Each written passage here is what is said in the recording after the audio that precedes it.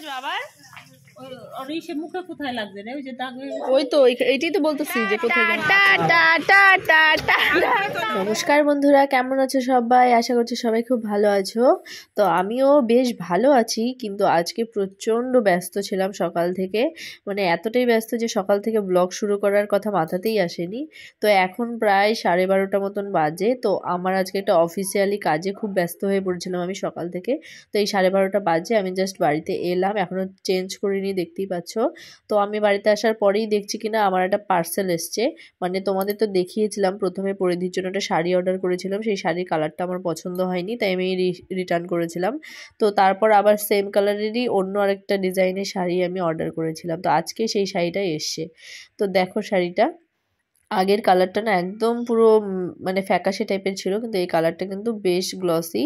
তো সেই কারণে এটা আমার পছন্দ হলো। আবার সাথে দেখেছি একটা পুচকি পাড়া ব্লাউজের পিসও দিয়েছে।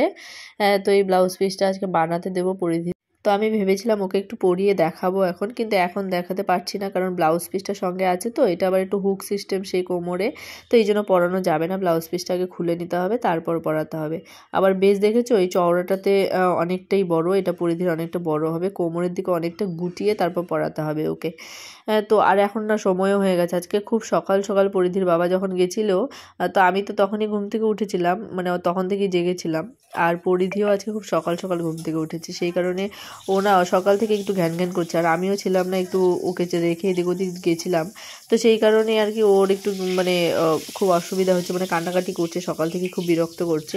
তাই ওকে একটু ঘুম পাড়িয়ে নেবো এখন তাড়াতাড়ি। বাড়িতে আজকে জানোই তো পরিধির 2 পিসিমণি এসছে, তো ওদের ভাই বোনরাও সব এসছে। মানে সব বাচ্চাগুলো একসাথে হলে তো একদম খুব দুষ্টুমি করে সবাই।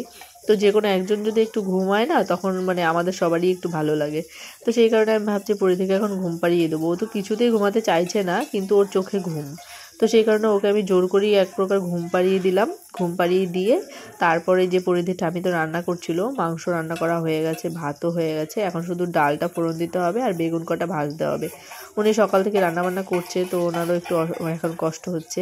তো সেই কারণে আমাকে বললো যে বাকিটা আমাকে করে নিতে। তো আমি এখন রান্না করে এসেছি।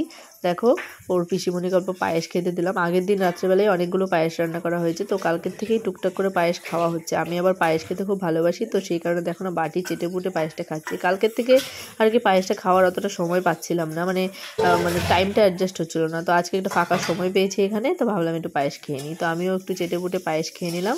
আর এদিকে ডাল ফোড়ন দেওয়া হয়ে গেছে আর বেগুনটা ভাজতে দিয়েছি। তারপরে এই গ্যাস ট্যাসগুলো মুছে রান্নাঘরটা পরিষ্কার করে দুপুরে খাওয়া দাওয়া শুরু হবে।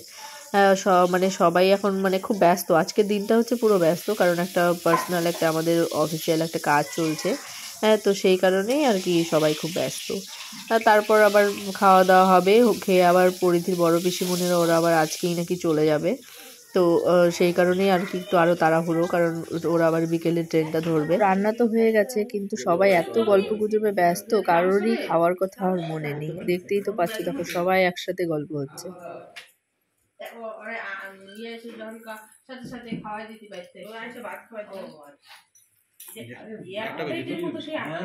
কি জুতো হয়েছে? আরেকটা কোথায়? আরেকটা কোথায়? আরেকটা কোথায়?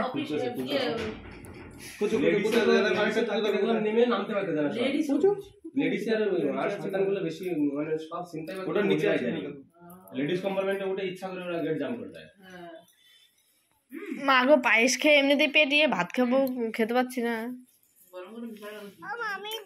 কোথায় যাবি? যা পিসুদের সাথে সাথে, আমরা তো যাবো না, তুই যা। না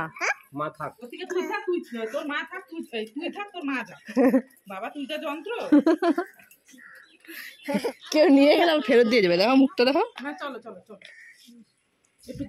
দাদা মুখটা দেখো, মুখটা দেখো, দেখো তো ভাবটা দেখো, দেখো আমার মুখটা।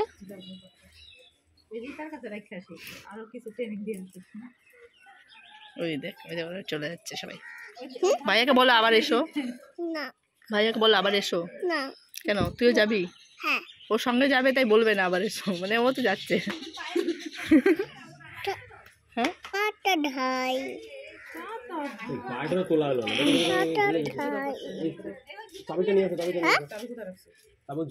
চাবি ঝুলিয়ে রেখেছি, গাড়ির চাবিটা আমাদের ঘরে। আমিও দেবো। ওই টপিগুলো সরাই দিস চলে। এগুলো সরাই দে, ওই যে ওই পাপড়গুলো সরাই দে, ওগুলো স্লিপ করে।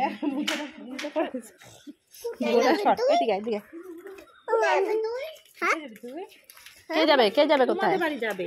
কে যাবে কোথায় বলো? দিদি নিয়ে যাও তোমাদের বাড়ি। না, নেবে না? কান্না করবে না, কান্না করবে না? এটা কান্দুরি। পায়ে দেবে না।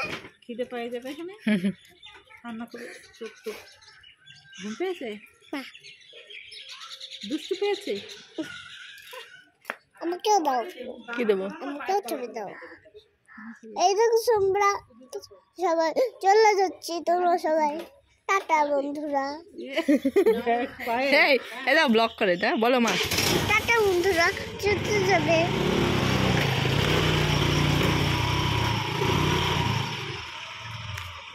কি বলতে হয়? নে তোমাকে ছবি করছি বলো।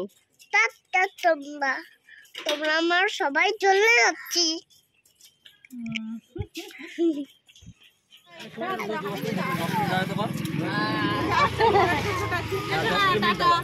আমি দাও। পরেরটা এটা জামা হবে না তো। আমি দিয়ে দে, আমি দিয়ে দে। জায়গা হবে না। টাটা। জানলার উপরে এটা না লাগবে, হাওয়া লাগে। পায়ে টুপি, পায়ে টুপি। চলো চলো, মাঝখানে বসা রে, মাঝখানে বসা। Tata tata tata tata. ওই যে ডল, তুমি আমি সবাই যাবো। হ্যাঁ মানিকে টাটা করে দাও, টাটা করো মানিকে। এই এটা কি হচ্ছে? মা মিল্কি দেখি দেখি তোর এখানে ব্যথা কি করে? তো সবাই তো চলে গেল, এখন হচ্ছে ছোট পিসিমণিরাও চলে যাবে একটু পরে। তো এখন আমি ভাবলাম আর কি যে ওকে এখন একটু শাড়িটা পরিয়ে দেখি, ব্লাউজ পিসটা আলাদা করেছি। তো এই দেখো হচ্ছে শাড়িটা, সরস্বতী পুজোর দিন পরলে তো দেখতেই পাবে। তো কেমন লাগছে তোমরা জানাও।